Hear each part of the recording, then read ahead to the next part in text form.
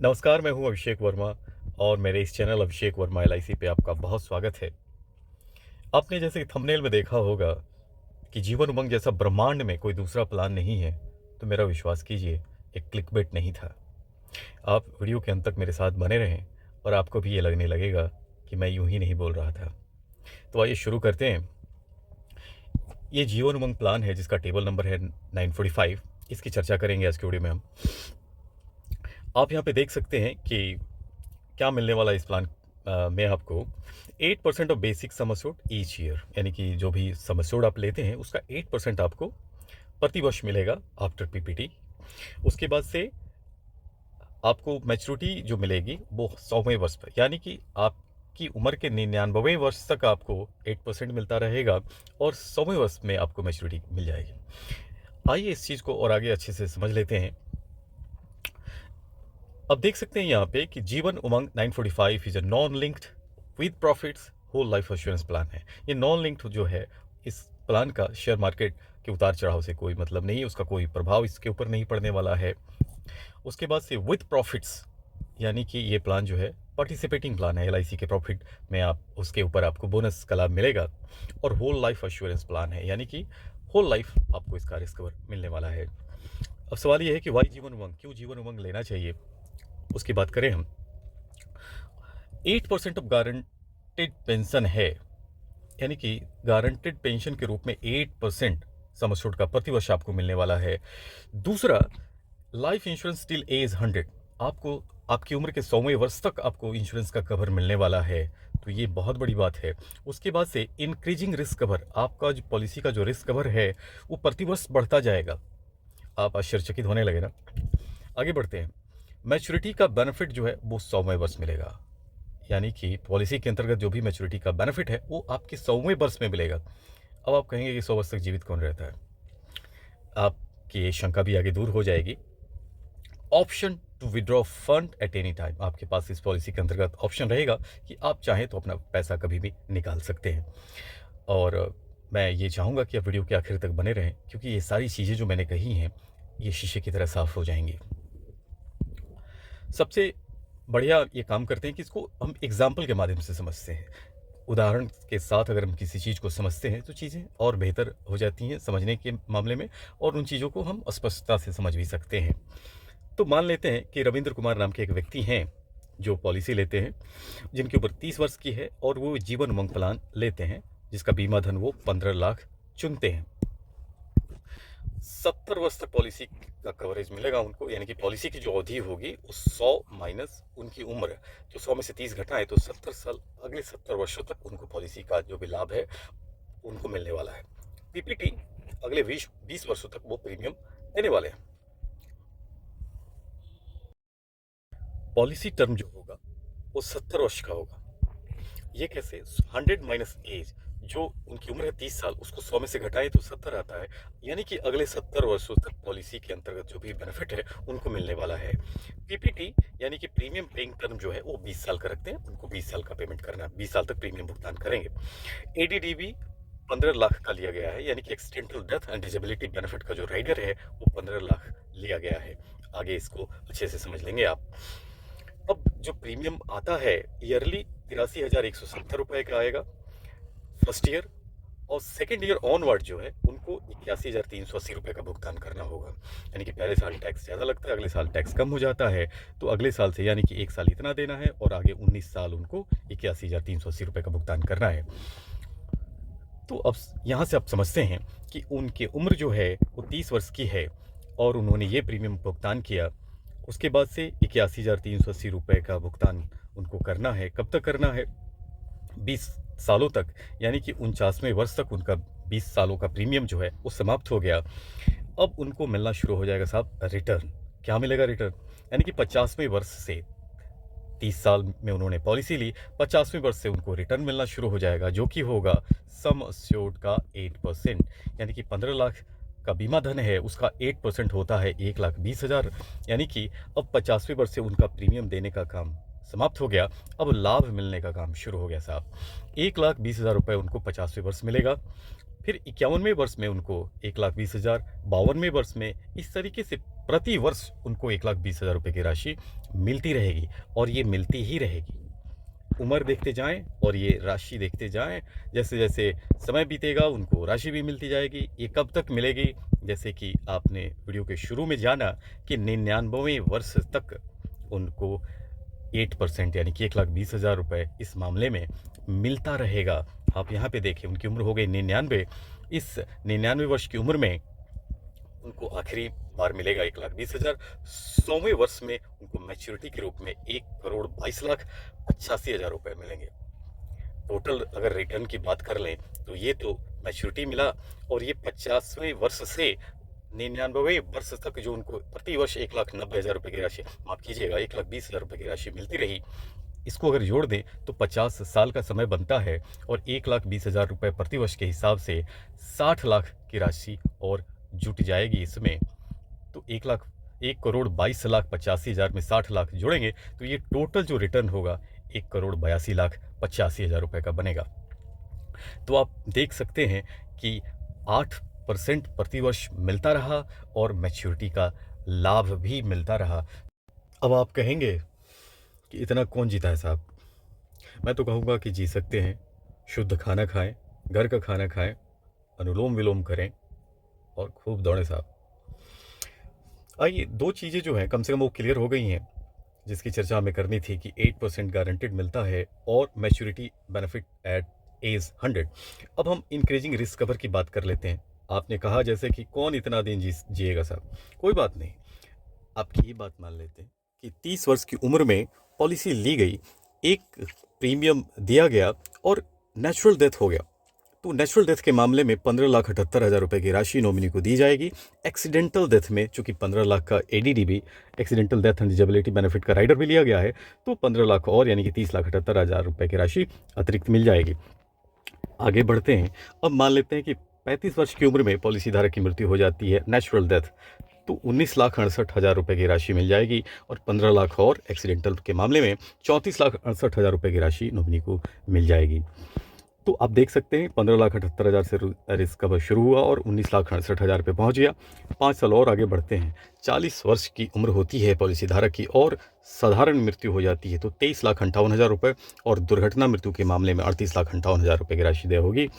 आगे 5 साल और बढ़ जाते हैं।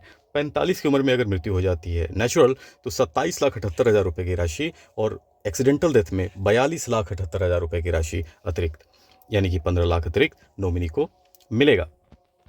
50वें वर्ष से जैसे कि आपको पता है कि 1,20,000 8% का मिलना शुरू हो गया है। इस वर्ष भी अगर मृत्यु हो जाती है तो साधारण मृत्यु के मामले में 32,43,000 और एक्सीडेंटल में 15 लाख और 47,43,000 रुपये की राशि मिलेगी। इस तरीके से आगे बढ़ते हैं। 60 की उम्र तक पहुंच जाते हैं। आप देख रहे हैं कैसे 30 से 60 तक आ गए, आपकी जिजीविषा बढ़ती ही जा रही है। अच्छी बात है। 60 की उम्र में अगर साधारण मृत्यु होती है तो 55,68,000 रुपये, और एक्सीडेंटल में 15 लाख और 70,68,000 रुपये की राशि मिलेगी। और आगे बढ़ जाते हैं साहब, 70 की उम्र में पहुंचते हैं, साधारण मृत्यु हो जाती है तो 1,23,000 की राशि साधारण मृत्यु के मामले में, और दुर्घटना मृत्यु के मामले में 15 लाख और 1,15,23,000 रुपये की राशि नॉमिनी को मिलेगी। तो आपने देखा कि कहाँ 15 लाख से रिस्क कवर स्टार्ट हुआ, और 70 की उम्र आते आते यानी कि अगले 40 वर्षों में ही 1,23,00,000 साधारण मृत्यु के मामले में और एक्सीडेंटल डेथ में 1,15,00,000 तक का रिस्क कवर पहुंच गया। तो इंक्रीजिंग रिस्क कवर देख रहे हैं आप, ये बिल्कुल टर्म प्लान जैसा काम कर रहा है, और मैं तो कहूँगा कि टर्म प्लान से ये बढ़ के है, क्योंकि इतना सारा बेनिफिट जो है ये भी मिल रहा है, और मैच्योरिटी पे आपको 1,22,00,000 रुपये की राशि भी मिल रही है। तो ये 3 बातें क्लियर हो गई कि 8% आपको मिल रहा है, मैच्योरिटी 100वें वर्ष मिल रही है आपको, और इंक्रीजिंग रिस्क कवर बिल्कुल टर्म प्लान जैसा आपको मिल रहा है। अब आगे चर्चा करते हैं कि अब क्या बेनिफिट था। आइए देख लेते हैं कि जैसे हमने इंक्रीजिंग रिस्क कवर भी समझ लिया, अब लाइफ इंश्योरेंस टिल एज 100, ये आपने इसको भी आपने समझ लिया। अब हम बात करते हैं option to withdraw fund at any time. ये क्या है? Option to withdraw fund at any time, यानी कि आप पैसा कभी भी निकाल सकते हैं। जैसे मान लीजिए एग्ज़ाम्पल से समझते हैं कि 70 की उम्र में आपको ऐसा लगता है कि आगे के जीवन का प्रबंध आपने कर लिया है। आगे के जीवन का आपने प्रबंध कर लिया है। एक चीज़ और साथ में जोड़ दूँ कि आप देख सकते हैं कि 70 की उम्र तक ही आपको दुर्घटना मृत्यु का लाभ मिलता है। यहाँ पे 1 करोड़ और 1 crore 15 lakh.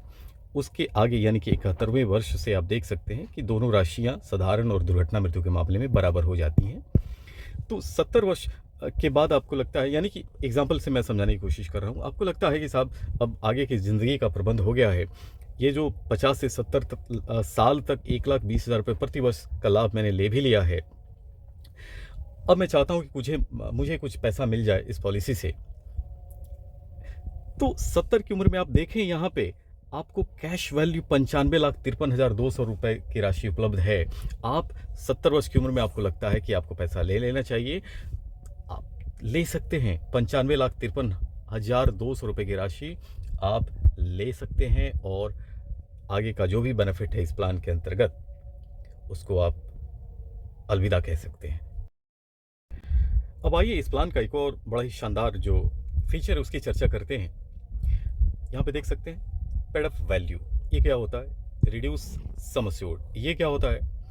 Reduce sum assured उदाहरण के लिए समझते हैं कि जैसे रविंद्र कुमार ने, जिनकी उम्र 30 वर्ष थी, 20 वर्षों के लिए उन्होंने पॉलिसी ली थी जिसका बीमा धन 15 लाख रुपए का था।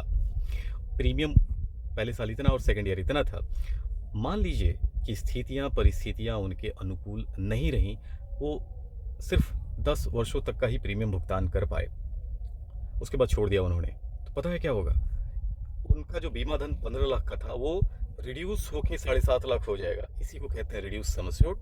ये 7.5 लाख के ऊपर अब उनको आगे का बेनिफिट मिलेगा, इसी को पेड अप वैल्यू भी कहते हैं। ये कैसे हो गया साहब 7.5 लाख? जैसे 10 वर्षों तक उन्होंने भुगतान किया, 20 वर्षों तक भुगतान करना था उनको, 15 लाख बीमा धन उन्होंने लिया था, तो उसका एक रेशियो निकालते हैं कि 10 साल भुगतान किया, उससे बटा 20 वर्षों तक भुगतान करना था, तो ये हो जाता है साहब 7.5 लाख रुपए की राशि। अब पता है क्या होगा? अब उनको आगे का जो भी बेनिफिट जो 15 लाख के हिसाब से मिल रहा था पहले के एग्जाम्पल में, अब 7.5 लाख के हिसाब से मिलेगा। अब देख सकते हैं जैसे कि उनको 50वें वर्ष 1,20,000 रुपये की राशि जो मिल रही थी, अब 60,000 रुपये की राशि मिलेगी साहब, और ये मिलती ही रहेगी। जैसे 70 तक हम पहुँचे थे, तो उस उम्र में देखें आप कि ये नेचुरल और एक्सीडेंटल का जो रिस्क कवर है ये भी इस तरीके से आपको दिख सकता है, मिल सकता है। तो ये देखना, ये भी एक है कमाल का फीचर जीवन उमंग का। इस ऐसे ही ये ब्रह्मांड की सबसे शानदार पॉलिसी नहीं है सर। अब सवाल ये है कि वाई 945, क्यों हमें जीवन उमंग लेना चाहिए, जिसको हमने ऑलरेडी समझ लिया है। पेंशन 8% गारंटेड है साहब, मैच्योरिटी भी आपने समझ लिया, 100वें वर्ष 1 करोड़ 22 लाख की राशि। टर्म प्लान के जैसा काम करता है, उससे बेहतर काम करता है इंक्रीजिंग सम एश्योर्ड के साथ, ये भी आपने समझ लिया है। रिड्यूस सम एश्योर्ड, ये पेड अप वैल्यू के मामले में प्रीमियम भुगतान नहीं कर पाए, उसका भी लाभ मिल गया आपको। Option to withdraw fund at any time, कभी भी चाहे 70-75 की उम्र में पॉलिसी को आप टाटा बाय बाय कह सकते हैं, उसको अलविदा कह के जो भी राशि है उसको आप निकाल सकते हैं। तो आइए फटाफट हम लोग जो एलिजिबिलिटी कंडीशंस है और अदर रिस्ट्रिक्शंस है उनकी चर्चा कर लेते हैं। तो आप यहाँ पे देख सकते हैं कि मिनिमम सम एश्योर्ड जो है वो 2 लाख ले सकते हैं और मैक्सिमम सम एश्योर्ड जो है उसका कोई लिमिट नहीं है। आप अपनी क्षमता के हिसाब से जितना प्रीमियम दे सकते हैं उसके हिसाब से सम एश्योर्ड जो है वो ले सकते हैं। प्रीमियम पेइंग टर्म जो है पीपीटी वो 15 साल का हो सकता है या 20 साल का हो सकता है या 25 साल या 30 साल का। 16, 17, 18 ऐसे नहीं होगा साहब। ऊपर के एग्जाम्पल में 20 साल पीपीटी लिया गया था। मिनिमम एज एट एंट्री जो है 90 डेज है, यानी कि 90 दिन के बच्चे को भी ये पॉलिसी दी जा सकती है। मैक्सिमम एज एट एंट्री जो है 55 ईयर्स, यानी कि 90 दिन से 55 साल तक के व्यक्ति को ये पॉलिसी दी जा सकती है। Minimum age at the end of PPT, अब ये समझिएगा इस चीज़ को कि minimum age at the end of PPT यानी कि प्रीमियम पेइंग टर्म की समाप्ति पे मिनिमम उम्र साहब 30 वर्ष होनी चाहिए। इसका मतलब ये हुआ कि अगर आपने 5 वर्ष के बच्चे को पॉलिसी दी है तो उसको आपको कम से कम 25 वर्ष की पॉलिसी आपको देनी पड़ेगी। उसको आप 20 साल या 15 साल की पॉलिसी नहीं दे सकते हैं। Maximum age at the end of PPT premium paying term की समाप्ति पे मैक्सिमम जो एज है वो 70 साल से ज़्यादा नहीं होना चाहिए। इसका मतलब ये हुआ कि 55 वर्ष के व्यक्ति को आप 15 साल से अधिक का टर्म नहीं दे सकते हैं। उनको 20 साल या 25 साल का टर्म आप नहीं दे सकते, क्योंकि उनकी उम्र जो है 70 के पार चली जाएगी। एज एट मैच्योरिटी जो है वो 100 वर्ष, जैसे कि आपने पहले देख लिया है। मोड ऑफ पेमेंट जो होगा, ईयरली प्रीमियम दे सकते हैं, half yearly, quarterly, monthly, NACH mode में आप प्रीमियम का भुगतान कर सकते हैं। और बेनिफिट्स की हम चर्चा कर लेते हैं। सर्वाइव, जिसको आप पहले ही एग्जांपल से आपने समझ लिया, अब आपको समझने में इन चीज़ों को आसानी होगी। सर्वाइवल बेनिफिट क्या है? Survival benefit equal to 8% of basic sum assured shall be payable each year. प्रतिवर्ष आपको 8% की राशि जो है मिलेगी। कब तक? टिल लाइफ अस्योर्ड सर्वाइव्स, जब तक वो जीवित रहते हैं, 60, 65, 70, 75, जब तक जीवित रहेंगे 8% को मिलता रहेगा। या the policy anniversary prior to the date of maturity, यानी कि मैच्योरिटी के 1 वर्ष पहले, यानी कि उनकी उम्र के, जब उनकी उम्र 99 तक हो जाएगी तब तक उनको मिलता रहेगा। मैच्योरिटी बेनिफिट क्या मिलेगा? सम अस्योर्ड मिलता है maturity, plus simple reversionary bonus मिलेगा और फाइनल एडिशनल बोनस। ये तीनों चीज़ें जोड़ के ही वो राशि मैच्योरिटी के रूप में जो आपने देखा था 1 करोड़ 22 लाख, वो इन तीनों चीज़ों को जोड़ के ही बनता है। अब बात कर लेते हैं डेथ बेनिफिट की। अब यहाँ पे समझने वाली बात है कि death before commencement of risk, अगर पॉलिसी का रिस्क शुरू होने के पहले ही मृत्यु हो जाए तो क्या मिलेगा? Return of premiums without interest, यानी कि साल 1.5 साल ये स्पेशली बच्चों के मामले में 1-1.5 साल का जो प्रीमियम दिया गया है वो रिटर्न हो जाएगा। अब सवाल यह है कि रिस्क शुरू कब से होता है? 8 ईयर्स और मोर, 8 साल या उससे अधिक के व्यक्ति को अगर पॉलिसी दी जाती है तो रिस्क कवर जो है वो तुरंत शुरू हो जाता है। अब सवाल ये है कि उससे कम उम्र है तो रिस्क कैसे शुरू होगा? अब देखें इसमें date of commencement plus 2 years, यानी कि पॉलिसी जिस दिन जारी हुई उसके 2 वर्ष के बाद, या 8 वर्ष, विच एवर इज अर्लियर, या जो पहले हो जाए। उदाहरण के लिए अगर 3 वर्ष के बच्चे को आपने पॉलिसी दी है तो उसका रिस्क कवर 2 वर्ष के बाद, यानी कि 5 साल से शुरू हो जाएगा। अगर 5 वर्ष के बच्चे को आपने पॉलिसी दी है तो उसका रिस्क कवर 7 वर्ष से शुरू हो जाएगा। अगर आपने 7 वर्ष के बच्चे को दी है तो उसका रिस्क कवर 9 वर्ष से शुरू नहीं होगा, बल्कि 8 वर्ष से ही शुरू हो जाएगा, क्योंकि जो भी पहले आ जाए। मेरा ख्याल आप समझ गए होंगे। Death after commencement of risk, risk की ये जो डेथ हो कमेंसमेंट ऑफ रिस्क के बाद हो तो क्या मिलेगा? जाहिर सी बात है सम अस्योर्ड मिलेगा, प्लस सिंपल रिवर्सनरी बोनस मिलेगा, प्लस फाइनल एडिशनल बोनस मिलेगा। अब हम स्पेशल फीचर्स की बात कर लेते हैं। इस प्लान के अंतर्गत राइडर्स अवेलेबल हैं, राइडर्स जो कि एडिशनल बेनिफिट्स होते हैं जो आप अपने प्लान के साथ ले सकते हैं। Accidental death and disability benefit का राइडर आप ले सकते हैं, जो कि पहले के एग्जांपल में आपने देखा कि 15 लाख का ADDB लिया गया था। एक्सीडेंटल बेनिफिट राइडर ले सकते हैं, टर्म अश्योरेंस राइडर ले सकते हैं, क्रिटिकल इलनेस राइडर ले सकते हैं, प्रीमियम वेवर बेनिफिट ये भी राइडर ले सकते हैं आप। लोन भी आप अपनी पॉलिसी में ले सकते हैं। After 2 full years premiums have been paid, 2 वर्षों का पूरा प्रीमियम का भुगतान अगर किया गया है तो आप अपनी पॉलिसी में लोन भी ले सकते हैं। इन केस ऑफ इनफोर्स पॉलिसीज, यानी कि पॉलिसी अगर आपकी चालू अवस्था में है तो सरेंडर वैल्यू का 90% तक आपको लोन मिल जाएगा। In case of paid up policies 80% of surrender value मिल जाएगा। जैसे कि ऊपर के एक उदाहरण में आपने समझ लिया कि पेड अप वैल्यू क्या होता है, पेड अप पॉलिसीज कैसे हो जाती हैं। अब हम ग्रेस पीरियड की बात कर लेते हैं। ग्रेस पीरियड एक अतिरिक्त समय होता है जिसमें आप अपनी प्रीमियम का भुगतान कर सकते हैं।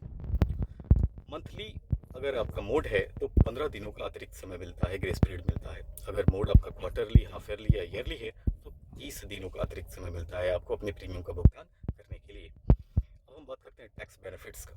इस प्लान के अंतर्गत आप टैक्स बेनिफिट भी ले सकते हैं।